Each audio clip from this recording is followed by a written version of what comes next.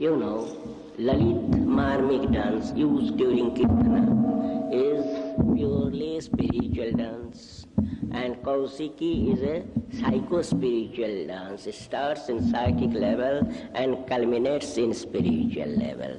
And Tandava is physico-psycho-spiritual. In Lalita Marmik, the position of arms is above 90 degrees. This denotes that it is a mudra. In Sanskrit it is called a mudra. This mudra means, O the Supreme Creator, Thou art mine and I am yours. I am thine.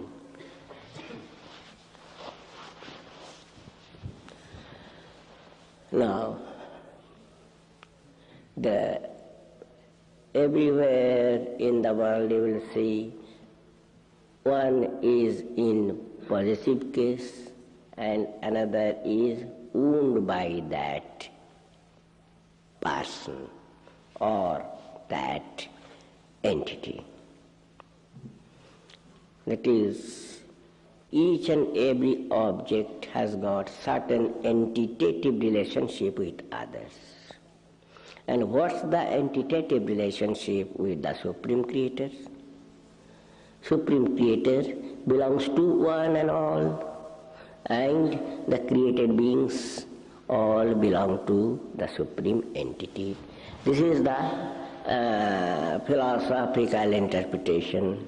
Even in the field of occult science, it is the only interpretation. But for a devotee, the interpretation is not like that. Amongst devotees, there are three clear categories. One category, say, third grade category, they'll say, Oh Lord,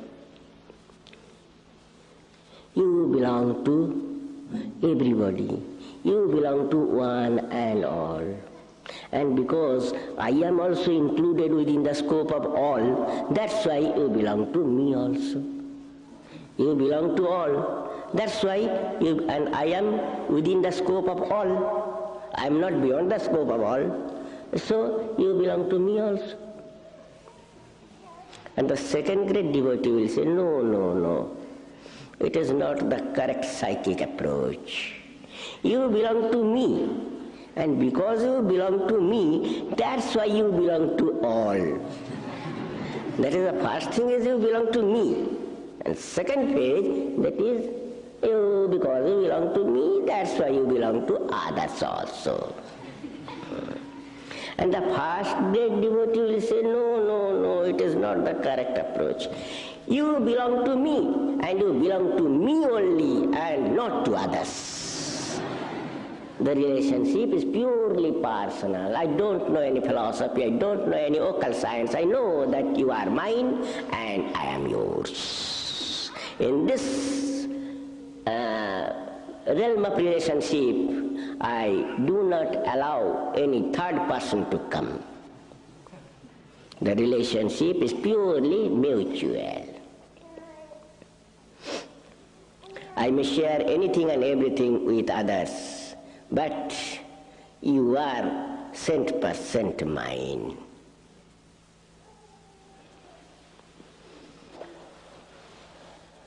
I hope you boys and you girls belong to the first grade of devotees. That is, the relationship is a personal one. And in case of this personal relationship, there is some other important aspects of philosophy, and that is,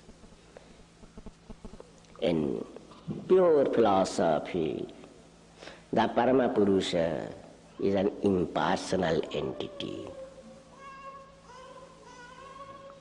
In occult science, he is a blending of personal and impersonal entities. In philosophy, just now I said, the Paramapurusha is an impersonal entity. It is the nucleus of this cosmological order. That nucleus is certainly not a personal entity. Because he is above the scope of all mundane explanations. So he is certainly an impersonal entity. And in the realm of spiritual cult, he is a blending of personal and impersonal entities. That is, while approaching him, while accepting him as the only object of adoration, he is looked upon as a personal entity. But when his entitative existence is not accepted as the only object of adoration, that is, he is accepted as the only source of creation, in that case he is an impersonal entity. That's why I said that in the cult of spirituality, he is a blending of personal and impersonal entities. But in the realm of devotion, he is purely a personal entity. He is mine, he is my father, he is my closest relative, he is my bigger self. He is not a second entity. That is, the relationship is purely a personal one. There cannot be any love with an impersonal entity. One cannot be in love with an impersonal entity. Love requires a personal entity. Now, as the relationship is a personal one, and as the entity of the Paramapurusha is purely a personal one in the field of divinity or in the field of devotion, the interpretation of the creation also varies from other philosophies or occult spirituality. Ask a philosopher why this universe was created, what for the Paramapurusha created this universe. He won't be able to satisfy you with the reply. He will say, perhaps this was his idea, or perhaps that was his idea, perhaps this was the motive, perhaps that was the motive. That the reply is vague, not to the point, never to the point. Ask an adherent to the actional cult, he won't be able to satisfy you with the reply. He'll say there are so many flows of expression. This universe is a mess of waves of different lengths, of different sounds and different colors. But these replies won't satisfy a devotee, won't satisfy a spiritual aspirant. The spiritual aspirant or a devotee will say, the reply is very simple. My Supreme Father, before the creation, my Supreme Father was alone in this universe. There was nothing. And for want of the quinquil mental factors, there was nothing to see, nothing to do. He was alone. Suppose you are alone in a particular village or in a particular house. What will be your position? What will be your mental condition? You will be just like what? An insane person, a mad. So in this vast cosmos, my father was alone. Just try to feel what was his condition, what was his mental condition. So just to save himself from the monotony of singularity, he created this universe just to play with his children. This is the only reason. I know no other philosophy. This will be the reply of a devotee.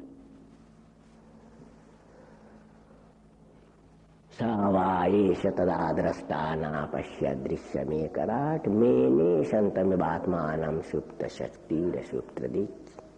And this creation, what it is nothing but different portions of his divine body. And that's why I said there is no sinner in this world. All are his loving children. You boys, you girls, forget your past and start your life afresh with this subtlest and noblest idea that you are inseparable particles of that supreme entity, of that Parama Purusha.